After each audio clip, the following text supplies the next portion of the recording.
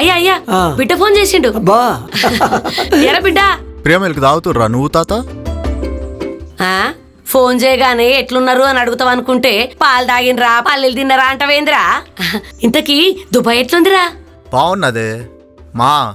ప్రియా పాలు తాగితే మీరెట్లున్నారో ఊరెట్లున్నదో తెలుసుకునే పనే లేదు నాకు. అరే బిడ్డ, ప్రియా పాలే కాదురా, ప్రియా వెన్న, ప్రియా నెయ్యి, ప్రియా పెరుగు, సర్వం ప్రియామయమేరా మన ఇంట్లో. మన ఊరి పాలు స్వచ్ఛంగా తయారు చేసిన పాలే. నేను చాలా దూరం ఉంటున్నా. మీరు గడ ఆరోగ్యంగా ఉంటేనే కదా నేను గడ పరేషాన్ కాకుండా ఉండేది.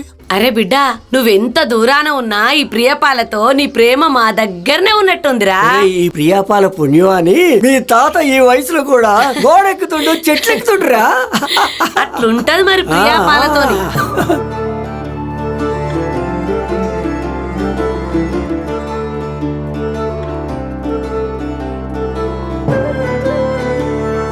దూరంగా ఉన్న ప్రేమని దగ్గర చేస్తుంది ప్రియా మిల్క్.